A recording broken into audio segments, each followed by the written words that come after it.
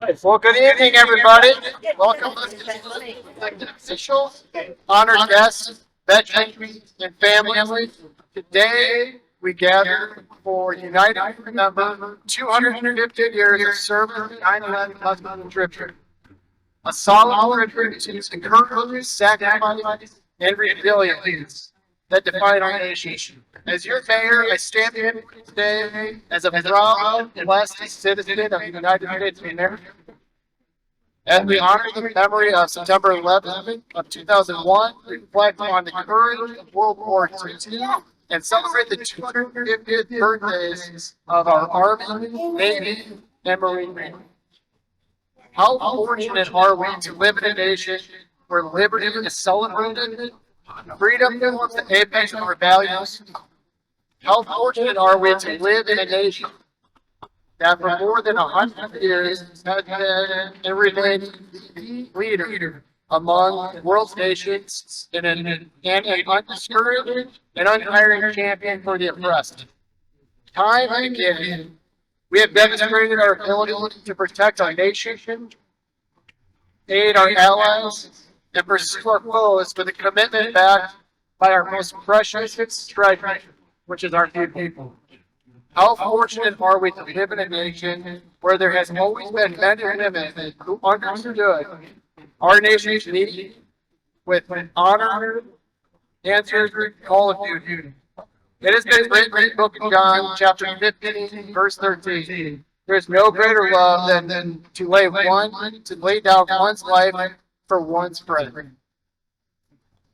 24 years ago, on September 11th, 2001, our nation faced an unimaginable tragedy. Nearly 3,000 lives were lost, and our sense of security was shaken. Yet, in the face of the darkness, we saw the light of heroism. Our police, our firefighters, our medical professionals, who are our friends and community members, ran toward danger. Ordinary citizens who became extraordinary, and a nation that united. Muscatine, like so many communities, stood strong, supporting one another and honoring those who gave everything. Today, we remember not just the loss, but the unity and strength that carried us forward as a nation. We also paused to honor the greatest generation who fought in World War II to defend freedom against tyranny. Their courage on battlefields across the globe secured the liberties we cherish today. In Muscatine, we carry their legacy forward, teaching our children the value of service and sacrifice. This year, we celebrate a historic milestone, 250 years of service from our Army, Navy, and Marine Corps. Since 1775, these branches have defended our nation, from the Revolutionary War to modern conflicts today. Their commitment to duty and country inspires us all. To our veterans and active duty service members here today, thank you so much. Your service strengthens muscles.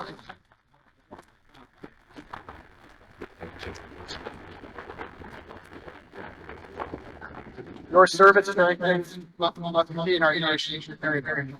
As we reflect on these moments, 9/11, World War II, and 250 years of military service, I just can't help but think about these lyrics. I'm proud to be an American where at least I know I'm free. And I won't forget the men who died, who gave that right to me, and I gladly stand up next to you and defend her still today. Because there is no doubt I love this land. God bless the USA. God bless you. God bless the men and women who sacrificed their lives for our freedoms. And God bless the United States. Thank you. And next, please bow your head for the invocation by Iowa City EA Medical Center Chaplain. Gracious and Almighty God, we gather here today and look upon the hallowed tent of this festival. And we're all here to remember and honor the life lost on September 11, 2001. Father God, on this day of remembrance, we also give thanks for the service and sacrifice of our military members, particularly those sailors and Marines and all who served aboard this LSC like this one. These military service members who stand and wait also serve who with vigilance protect our country from its enemies. We pray, Heavenly Father, your protection for all those who stand in harm's way.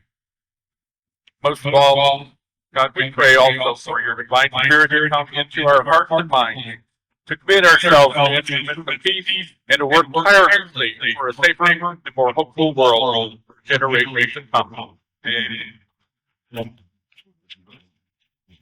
Thank you. All right, on that, everyone, please stand if you're able for the posting of the colors by the Rock Island Arsenal Color Guard.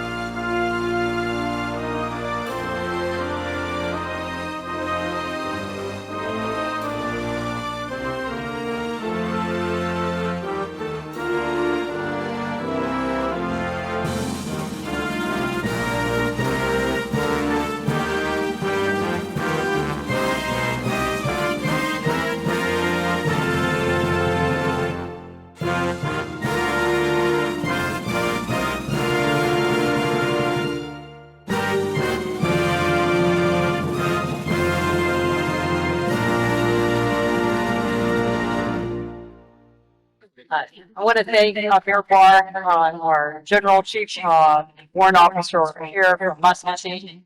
I want to thank all of you who are here today, both over on the other side of the walkway and here on the step. This is an auspicious occasion and one we said 24 years ago we would never forget. Now also, as mentioned, the 250-year birthday. And for those of you, how many of you in the military?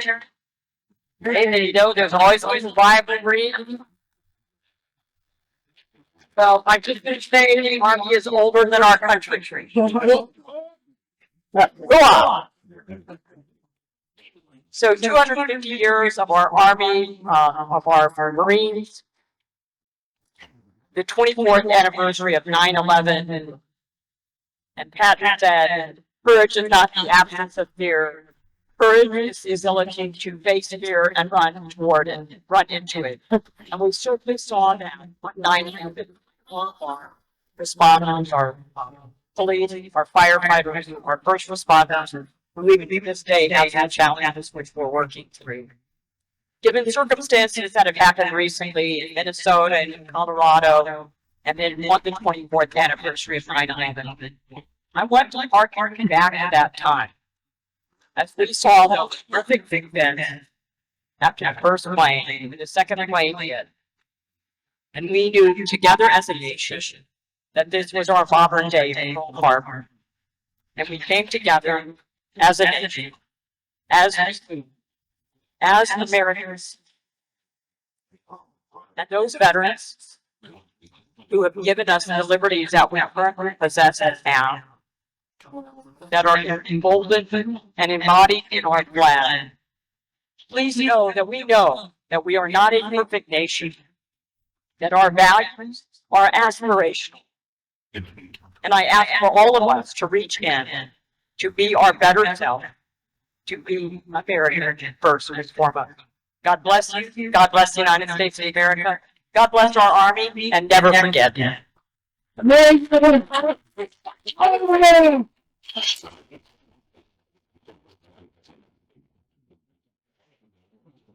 All right, and next we have the LS 325 Captain Bob Moto. I have you come on up, sir.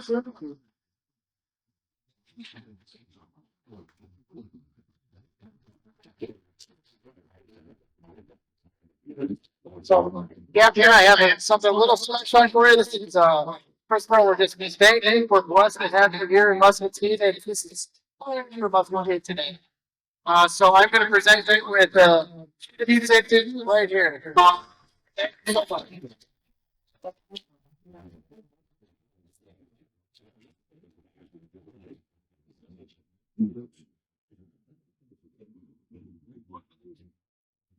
Well, I'd like to thank the city of Muscatine and fighting fine day. I'd also like to say a big thank you for all of you in this crowd, helping us to give us such a big welcome. I think I say for all that when I say we are very proud of our national historic site. We want everybody to see it, have fun, learn some history. I know from past cruises that a number of visitors will make a connection to the ship, and some family member that served aboard one of the 105 LSTs that were built during World War II, served through the Vietnam War. I think this is the last one that can still serve sailing under its own power. Currently, all our volunteers, we have about 150. They come from 50 states far away as California and Colorado. They're over to Florida. There was many members also from the neighboring states of Illinois, Kentucky, Ohio, and Ohio. And there's something right here from our host of the state of Iowa here. They range from 1829 to 85 with an average age of about 71. While we're here, we look forward to meeting everybody, hearing some story. We also have some fun on the ship let us go to town on Liberty. I've heard say the town whispers when the ship goes to town. Some neighbors and friends will whisper the mothers they should lock their daughters in. Well, within the age of 71, when this group comes to town, I think it's the other way around, that the daughter should be saying, lock my mothers and grandmothers. And actually, she shouldn't the person. This is like an executive. Thank you so much.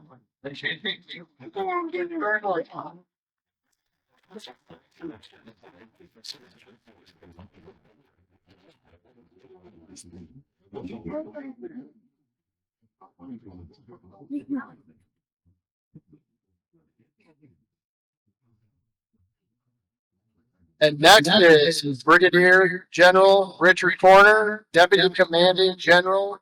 Some first Army down the enlistment ceremony for future soldiers and future marines. Welcome, sir.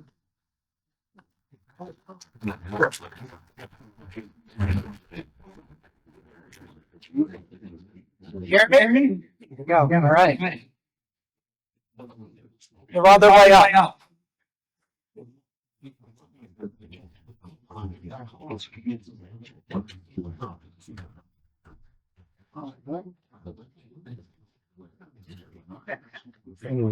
Yeah.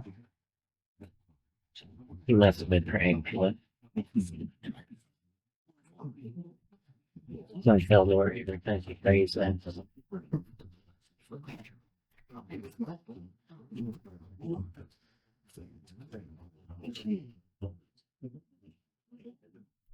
All right. Thanks.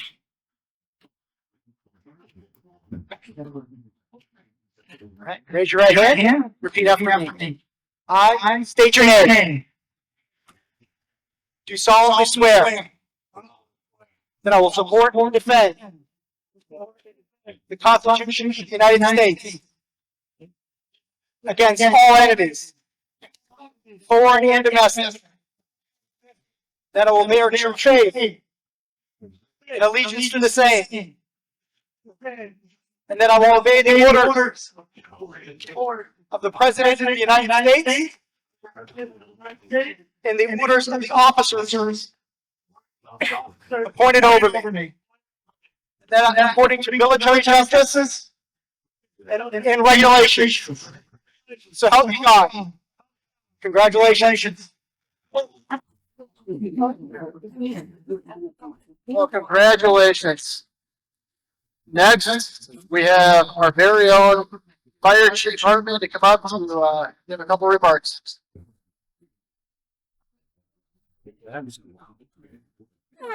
Mayor, council, distinguished guests, fellow emergency responders, friends, neighbors, family. Thank you for the opportunity to be here. I, like many of us, vividly recall where I was and what I was doing when 9/11 attacks happened. When word spread the plane crashed into one of the towers, I expected unprecedented casualties. I knew that would include firefighters and other emergency responders. When others run away from disaster, we run toward it. Let us remember responders. I'd like to recognize and thank our armed forces for how they were so willing to step up and go forward to address the cause of the tragedy, and who continue that battle to this day. We all sleep better each night because of your sacrifices. Please don't never forget that. Let us remember military. I appreciate every year on this day, we all, no matter how busy life is, we all stop to remember our shared tragedy. I ask you to go beyond reflecting on September 11th and remember what happened on the 12th and the 13th and the days following. Look at our actions after. What we did as individuals, as neighbors, as community, and as a nation. Despite the pain, despite the sorrow, despite the fear, the difficulties, the challenges, we came together as one family.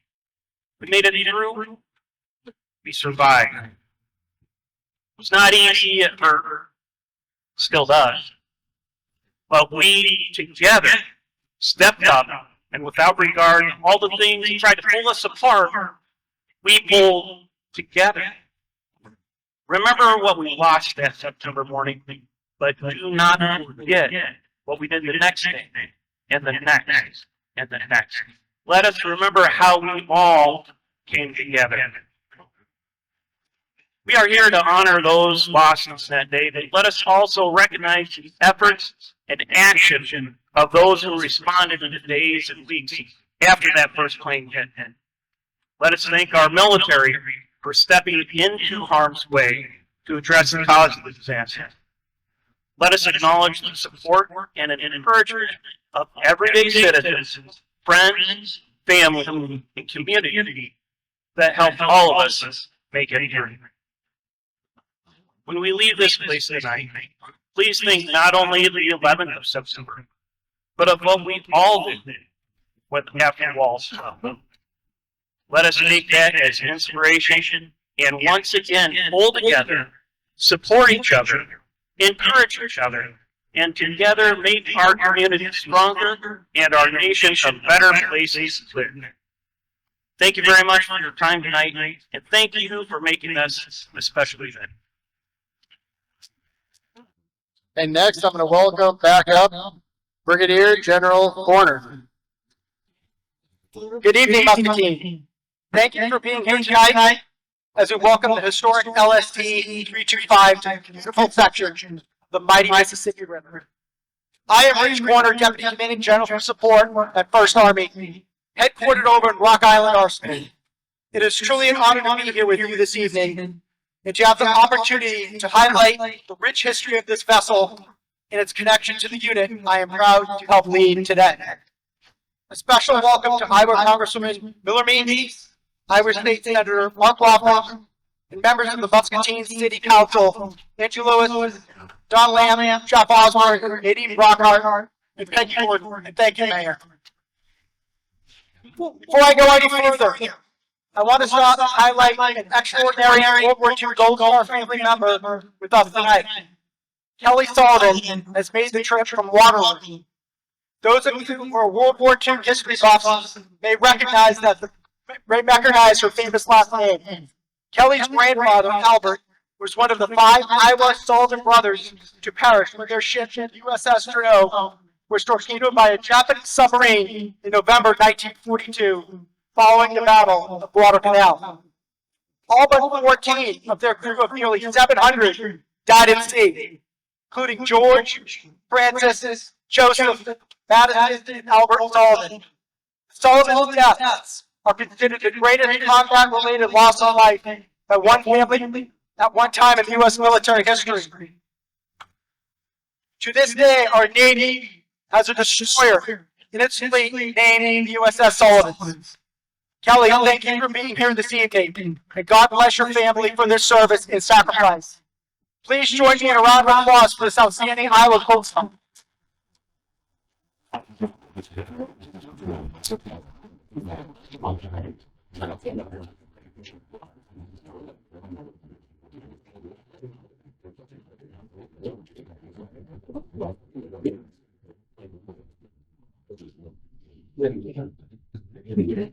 Now you may be asking yourself, why the city of Muscatine invited an Army artilleryman to talk to you about a Navy LST? Here's why. Because a little more than 81 years ago, off the blood-soaked beaches of Normandy, 1st Army and LST-325 were linked. On June 6, 1944, as the United States launched the most iconic military operation in modern history, 1st Army was tasked with the responsibility of commanding all American D-Day troops. There are a few moments more emblematic of our nation's grit and determination than those deadly but history-changing landings. Virtually every American, regardless of age, can picture that day. 1st Army Commander General Omar Bradley issued orders from a deck of a naval ship, America's greatest generation, charging through the waves into withering gunfire. Our brave boys scaling the cliffs on top. But if you look at any photograph depicting the colossal scale of the Allied landings in Normandy, vessels like LST-325 stand front and center. These vessels, with their flat bottoms, could easily run ashore, carry the tanks, the cargo, the ammunition, and the troops required for the D-Day invasion. LST-325 not only brought 59 vehicles, 30 officers, 396 enlisted men on its first trip in support of Operation Overlord. And it would eventually make some 40 such trips across the English Channel to the Normandy coastline. To say that the ship before you played a part in changing the tide of human history is not exaggeration. 1st Army and our entire Allied effort at Normandy would not have succeeded without LSTs like this. Not to mention the historic crews, many of them paid the ultimate sacrifice for their service. Stepping foot on LST-325 should be special for any proud American. But for a 1st Army soldier like me, whose history is absolutely tied to the tucking vessels, it's almost indescribable. I have a great honor of visiting Normandy during my time in the Army, and I can hardly describe the emotion of standing on those hallowed shores. Since 1st Army led that effort in 1944, our unit is always front and center during the annual commemoration events. I want to share with you an amazing story about the 80th anniversary of D-Day in June 2024. A group of our non-commissioned officers were doing what they do, morning PT, physical training. They were out getting after it through Top Beach, running in a sweaty t-shirt and bearing the iconic Block 8 patch of 1st Army that you see on my left shoulder today. A proud, robust, 99-year-old veteran shouted out to them, "Hey, I fought my way onto this beach 8 years ago wearing that exact same patch." Like many of you here tonight, I am a product of a family that served in that long, costly war. One of my grandfathers fought in the Pacific. The other, Lieutenant Bill Corner, became the 1st Battlefield Commission in the 75th Infantry Division as they fought in the frigid hell of the Battle of the Bulge. 8 decades may have passed, but these heroes still inspire us today.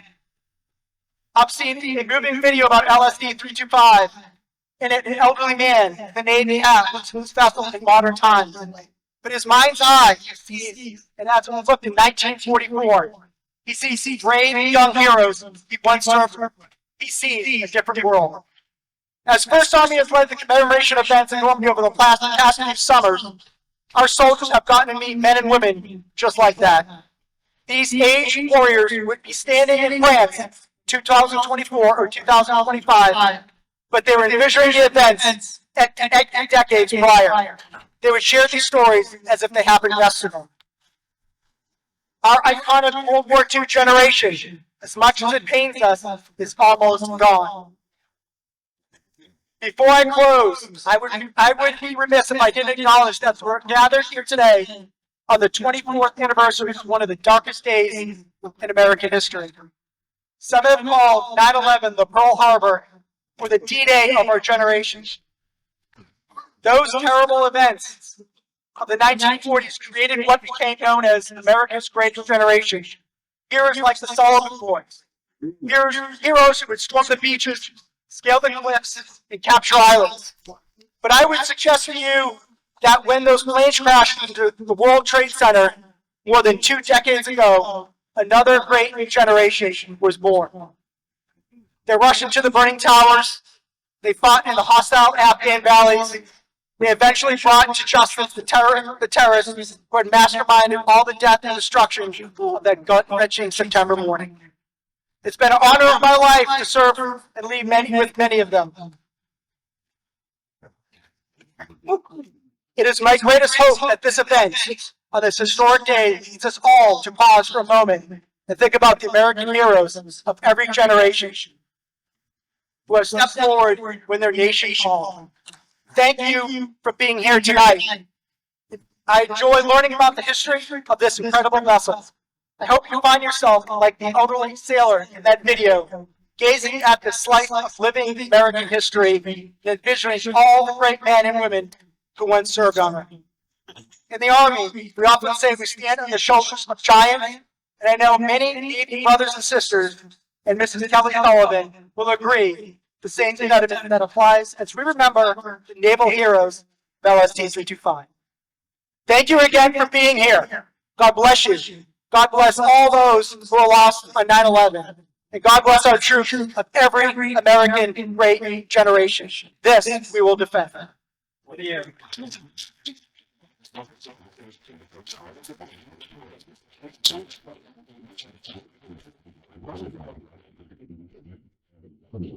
And Miss Sullivan, I'm going to have you come on up front. We're going to do a wreath laying ceremony.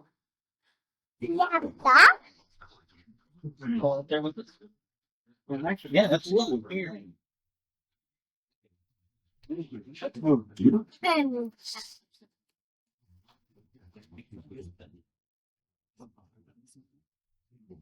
You know.